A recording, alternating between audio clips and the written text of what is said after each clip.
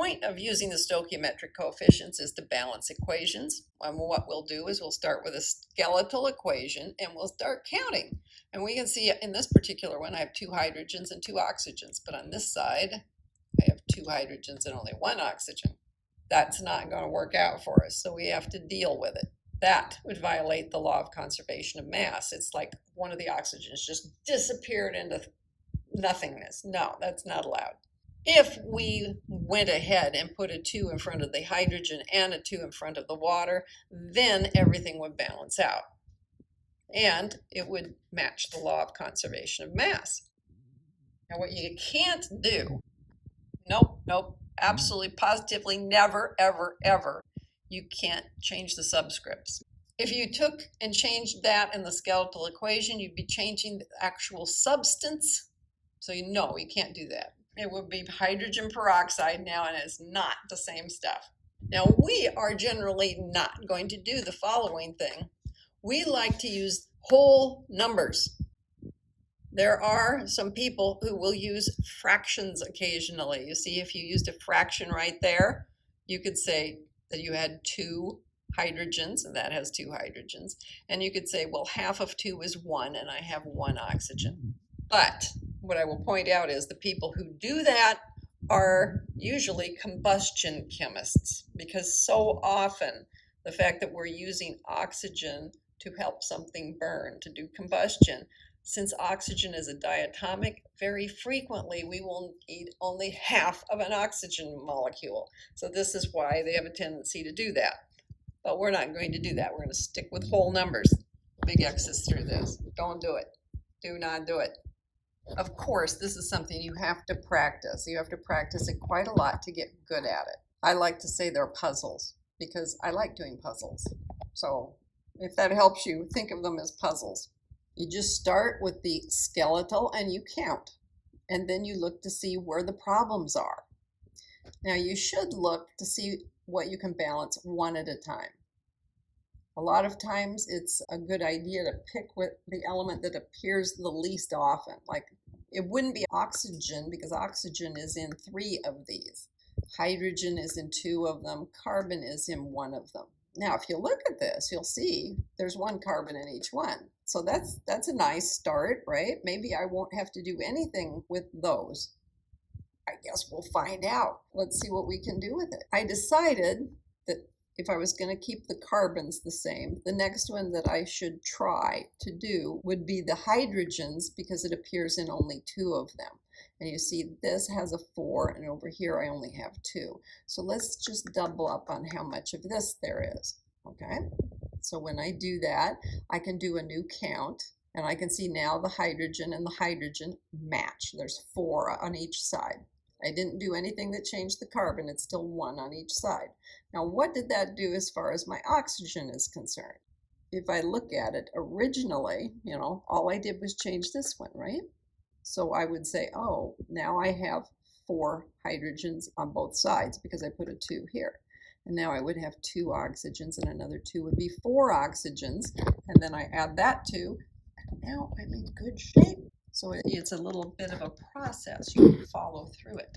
Number 1 says, write the balanced chemical equation for solid magnesium nitride with aqueous sulfuric acid to form aqueous magnesium sulfate and aqueous ammonium sulfate.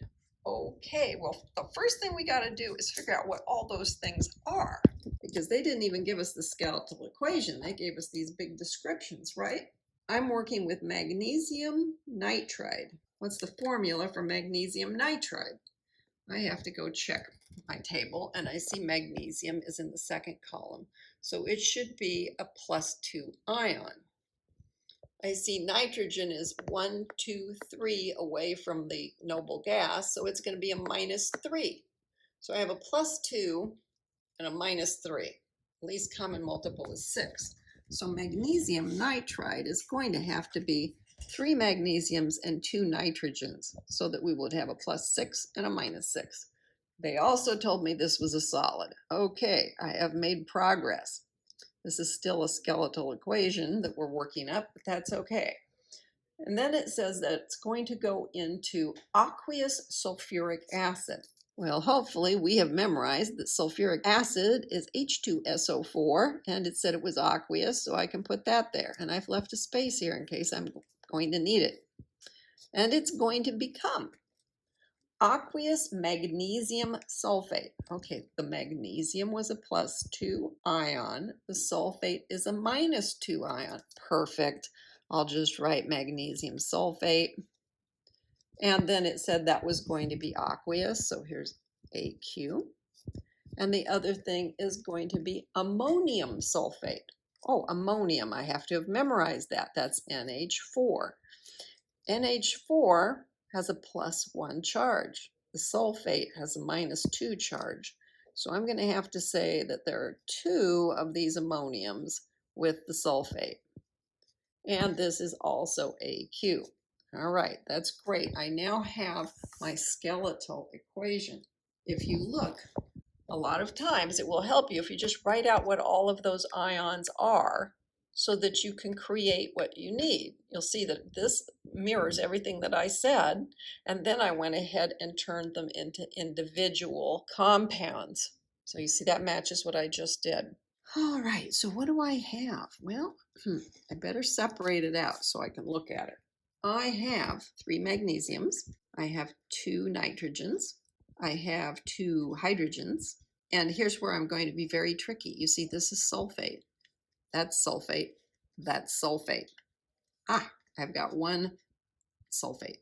I'm just going to keep it together instead of counting it as sulfur and oxygen separately, because every place over here, the sulfur is combined with the oxygen in the same exact way. This will simplify my life a little bit. It isn't always the case. Sometimes this sulfate would fall apart and form sulfite and some extra oxygen, and you'd be like, oh darn. But in this particular case, we can get by with it. So that's the left side. Right now, I only have 1 magnesium. That's a sulfate. That's a sulfate. Okay, so I'll write 2 sulfates.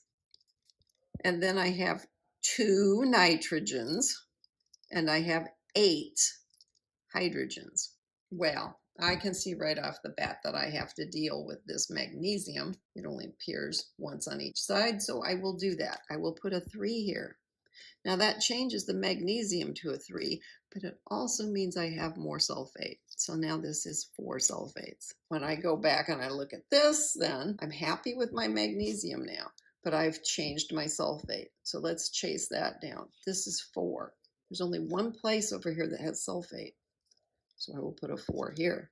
Okay, now this is at 4. Now I've got these taken care of, and it didn't do any harm to the magnesium. The magnesium is still the same number. Now what do I have? I should double check and see if anything changed. This is still 2 nitrogens. Okay, this changed though. It's now 8. Okay, now it's 8. Oh, look, that's what I wanted. Okay, great. And then the last thing I check is the nitrogen, and those match. So I have succeeded in balancing this. That is what it should look like when I am all done. The fancy way of asking you to balance an equation is to ask for the correct stoichiometric coefficients, right? Here on this one, we have only 2 elements involved, aluminum and chlorine. You'll notice the aluminum comes in single atoms at a time. So we have complete control over how many aluminum atoms we deal with. The chlorine here, though, that's a diatomic. It says I'm always coming in pairs. So when we analyze this, we see on this side they need to come in triplets. On this side they need to come in pairs. So we're going to need to go to the least common multiple, which is 6. I said that chlorine, the least common multiple is 6. So in order to get 6 chlorines, I'll put a 2 here. And 6 chlorines, I'll get a 3 there. And then I'm happy with my chlorines. They're both at 6. This side has 2 aluminums. Boom. There's the 2 aluminums. If only they were all that nice.